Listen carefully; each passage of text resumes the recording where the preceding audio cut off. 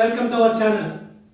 మిత్రమా, నేను మీకు ఈరోజు మహాభారత యుద్ధం జరిగిన అనంతరం జరిగినటువంటి ఒక చిన్న సంఘటనను మీ ముందుంచే ప్రయత్నం చేస్తున్నాను. మిత్రమా, మహాభారత యుద్ధం ముగిసింది. యుద్ధంలో పాండవులు విజయం సాధించారు. హస్తినాపురానికి ధర్మరాజు రాజైనాడు. తన యొక్క పట్టాభిషేక అనంతరము అసలు రాబోయే కలియుగం ఎలా ఉంటుంది తెలుసుకోవాలనేటువంటి ఒక ఆలోచన పాండవులందరికీ వస్తుంది. సరే, ఆలోచన రాగానే వారందరూ ఏం చేస్తారంటే భగవానుడు శ్రీకృష్ణ పరమాత్మ దగ్గరికి వెళ్ళి రాబోయే కలియుగం గురించి తెలుసుకుందామని చెప్పేసి వెళ్తారు. వెళ్ళేసరికి శ్రీకృష్ణుడు ఆసనంపై కూర్చొని ఉంటారు.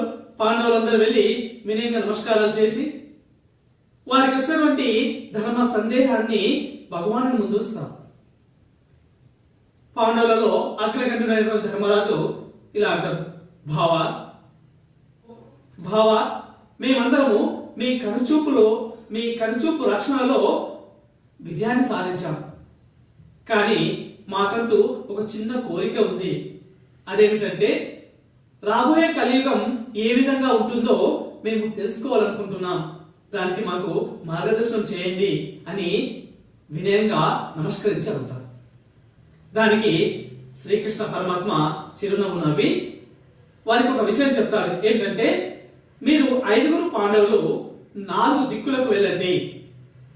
మీరు వెళ్తున్న దిక్కులో మీకు ఏదైనా వింత గాని విచిత్రం గాని కనిపిస్తే అది తీసుకుని ఆ విషయం చూసి వచ్చి నాకు చెప్పండి అని చెప్తారు.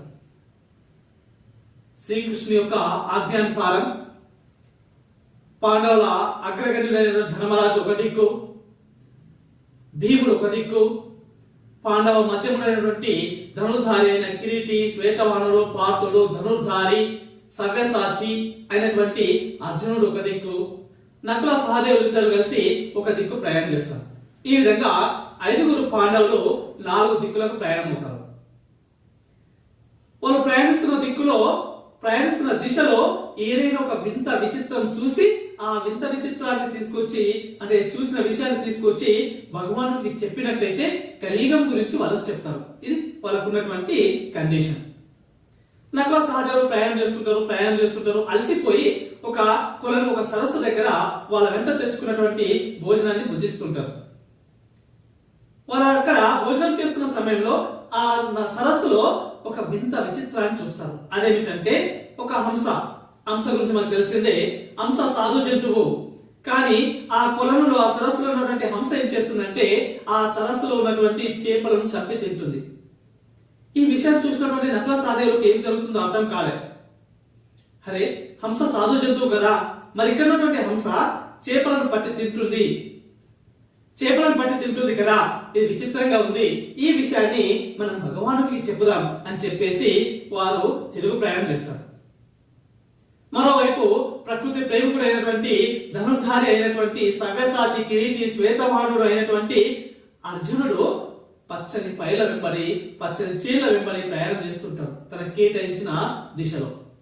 అతను ప్రయాణం చేస్తున్నప్పుడు ఒక వింతను చూస్తాడు. అదేమిటంటే 3 పొలాలు పక్క పక్కన ఉంటాయి. ఈ చివరి పొలం నుండి నీరు ఈ మధ్య పొలం ద్వారా ఈ చివరి పొలానికి, ఈ చివరి పొలం నుండి నీరు మధ్య పొలం ద్వారా ఈ పొలానికి వస్తుంది. ఈ 2 పొలాలు సస్యశ్యామలంగా ఉన్నాయి, కానీ మధ్యలో ఉన్నటువంటి ఆ పొలమే ఎండిపోతుంది. అరే, దీని నుండి నీరు దేనికి వస్తుంది, దీని నుండి దేనికి వస్తుంది, ఇది మధ్యలో ఎందుకు ఎండిపోయింది అని అర్థం కాక ఈ విషయాన్ని భగవానుడికి, శ్రీకృష్ణుడికి చెప్తామని చెప్పేసి తిరుగు ప్రయాణం చేస్తాడు. ఇక భీముడు తనకు కేటాయించిన దిశలో ప్రయాణం చేస్తూ, అసలే భీముడిని మనము భోజన ప్రియుడు అంటాం, ఆ కేటాయించిన దిశలో ఉన్నటువంటి గ్రామాల గుండా ప్రయాణం చేస్తున్నప్పుడు ఒక గ్రామంలో అతను ఒక వింతను చూస్తాడు. ఆ వింత ఏమిటంటే ఆ ఊరి మధ్యలో జనాలందరూ కూడా గుమిగూడి ఆ వింతను చూస్తున్నారు. అక్కడ ఏం జరుగుతుందో తెలుసుకోవాలనే కుతూహలంతో భీముడు అక్కడికి చేరుకునేసరికి అక్కడ ఒక పెద్ద కుండ ఉంటుంది. ఆ కుండ నిండా నీరుంటాయి. దాని పక్కన చిన్న చిన్న కుండలు ఉంటాయి. ఆ పెద్ద కుండలో ఉన్నటువంటి నీరు ఆ చిన్న కుండలో పోస్తే అన్ని కుండలు నిండిపోతున్నాయి, ఇక నీరు మిగలదు. అదే నీటిని ఆ పెద్ద కుండలో పోస్తే ఆ పెద్ద కుండ సగం కూడా రావడం లేదు. ఈ ప్రయోగాన్ని భీముడు 4-5 సార్లు చేస్తారు. అక్కడ ఏం జరుగుతుందో అర్థం కాక ఈ వింత విచిత్రాన్ని భగవానుడైన శ్రీకృష్ణుడు పరమాత్మకు చెప్దామని చెప్పేసి తిరుగు ప్రయాణం చేస్తారు. ఇక పాండవ అగ్రేసరుడైనటువంటి ధర్మరాజు తనకు కేటాయించిన దిశలో అరువుల గుండా ప్రయాణం చేస్తున్నప్పుడు ఒక పెద్ద కొండ నుండి ఒక బండరాయి పెద్ద శబ్దంతో దొర్లుకుంటూ వేగంగా వస్తుంది. దాన్ని చూసి ప్రాణభయంతో ధర్మరాజు పరిగెడుతుంటాడు. ఆ పెద్ద బండరాయి పెద్ద శబ్దంతో వస్తుంది, ధర్మరాజు పరిగెడుతుంటాడు. పెద్ద శబ్దంతో వస్తుంది, ధర్మరాజు పరిగెడుతున్నాడు.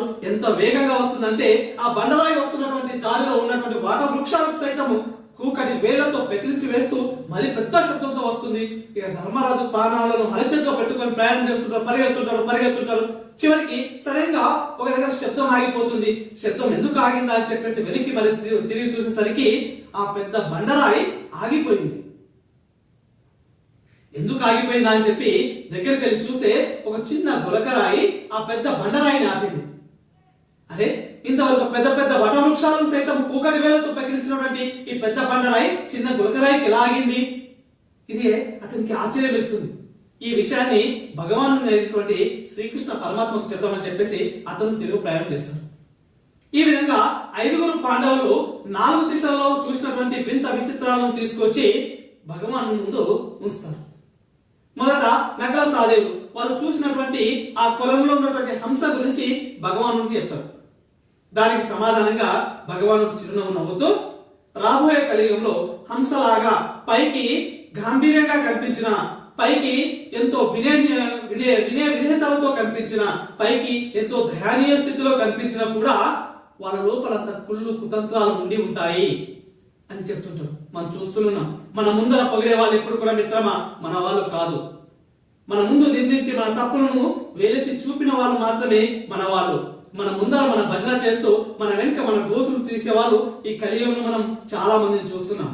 మిత్రమా, అటువంటి వారితో జాగ్రత్తగా ఉందాం. ఇక అర్జున్ చూసినటువంటి విషయాన్ని భగవానుడికి వివరిస్తారు. 3 పొలాలు పక్క పక్కన ఉంటే ఈ చివరి పొలం నుండి నీరు ఈ చివరి పొలానికి, ఈ చివరి పొలం నుండి ఈ చివరి పొలానికి వస్తుంది, మధ్య పొలం ఎండిపోయిందని చెప్పేసి భగవానుడికి చెప్పినప్పుడు భగవానుడు సమాధానం చెప్తారు. పక్క పక్క పొలాలు 2 అన్నదమ్ములు కావు. అన్న తమ్ముడికి సపోర్ట్ ఇవ్వకుండా పక్క వారికి సపోర్ట్ ఇస్తాడు. తమ్ముడు అన్నకు సపోర్ట్ ఇవ్వకుండా పక్క వారికి సపోర్ట్ ఇస్తాడు. అన్న తమ్ముళ్ళ మధ్యన ఆప్యాయతలు తగ్గిపోతుంటాయి. ప్రేమ ఆప్యాయతలు తగ్గిపోవడం వల్ల వాళ్ళ మధ్య సఖ్యత ఉండక అన్నకు తమ్ముడికి మధ్య సంధి కుదరక ఆస్తి తగాదాలతో అన్న తమ్ముడు చంపడం, తమ్ముడు అన్నం చంపడం, అన్నను తమ్ముడు నిందించడం, తమ్ముడిని అన్నం నిందించడం రాబోయే కలియుగంలో చూస్తారంటారు. చూస్తూనే ఉన్నాం. ఆస్తి తగాదాల కోసం అన్నం చంపిన తమ్ముడని, ఆస్తి తగాదాల కోసం తమ్ముడిని చంపిన అన్నని, ఈ విధంగా రకరకాలైనటువంటి వార్తలను మనము నేను చూస్తున్నాం. ఇక భీముడు తను చూసినటువంటి ఆ వింతను భగవాను ముందు ఉంచుతాడు. గ్రామం మధ్యలో ఒక పెద్ద కుండ ఉంది. ఆ పెద్ద కుండ నిండా నీరున్నాయి. దాని చుట్టూ అనేక చిన్న చిన్న కుండలు ఉన్నాయి. పెద్ద కుండలో ఉన్న నీటిని చిన్న కుండలో పోసినట్టయితే అన్ని నిండిపోయినాయి, నీరేమీ మిగలలేదు. అదే నీటిని పెద్ద కుండలో పోస్తే సగం కూడా రావడం లేదని చెప్పేసి భీముడు వివరించినప్పుడు భగవానుడు ఎలా చెప్తాడు? ఆ పెద్ద కుండ అనేది తల్లిదండ్రులు, అందులో నీరు వారి యొక్క ప్రేమ. తల్లిదండ్రులు వారి ప్రేమను పిల్లలందరికీ కూడా సమానంగా పంచుతారు. హెచ్చు తగ్గులు ఉండవు, భేదాభిప్రాయాలు ఉండవు, నిష్పక్షపాతంగా వాళ్ళకు పంచుతారు. చిన్న కుండలు అనేవి వారి యొక్క సంతానం. అందులో ఉన్నటువంటి నీరు వారు పంచుతున్నటువంటి ప్రేమ. తల్లిదండ్రులు పిల్లలందరికీ ప్రేమను పంచుతారు, కానీ పిల్లలు పంచుతున్న ప్రేమ తల్లిదండ్రులు పంచుతున్న ప్రేమలో సగం కూడా ఉండదు. నవమాసాలు మోసిన తల్లి, నీవు ప్రయోజకుడైనంత వరకు మోసినటువంటి తండ్రి, వారెంత ప్రేమ చూపిస్తారో ఆ ప్రేమలో సగం అంటే సగంలో సగం కూడా చూపించని తల్లిదండ్రులు రాబోయే కలియుగంలో ఉంటారట. చూస్తున్నాం. తల్లిదండ్రులను తీసుకెళ్లి వృద్ధాశ్రమంలో వేయడం, లేదా ఎక్కడో వదిలిపెట్టడం, వారికి సరైనటువంటి పోషణ లేకుండా చూడడం ఈ రోజులో మనం గమనిస్తున్నాం. ఇక పాండవ అగ్రజనుడైనటువంటి ధర్మరాజు తాను చూసినటువంటి వింతని చెప్తాడు.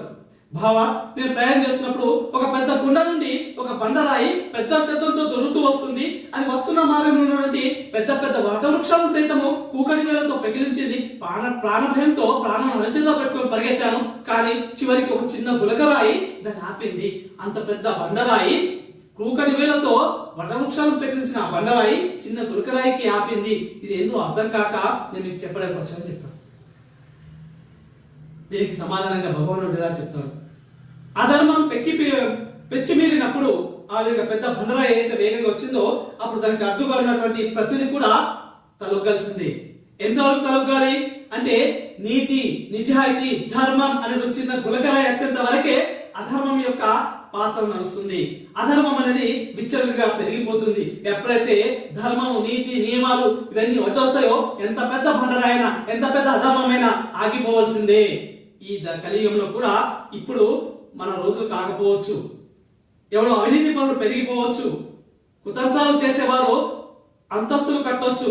మిత్రమా, నీతి అనేది ఒకటి ఉంది, న్యాయం అనేది ఒకటి ఉంది, ధర్మం అనేది ఒకటి ఉంది. వాటిని పాటించినప్పుడే మనము నీతి నిజాయితీతో పైకి వస్తాం. ధర్మ, కామ, మోక్షాలను ఎవరైతే పాటిస్తారో వారే కలియుగంలో రాజు. సో వీటన్నిటిని పాటిస్తూ నీతి నిజాయితీగా ఉంటారని ఆశిస్తూ మీ మర్కంటి.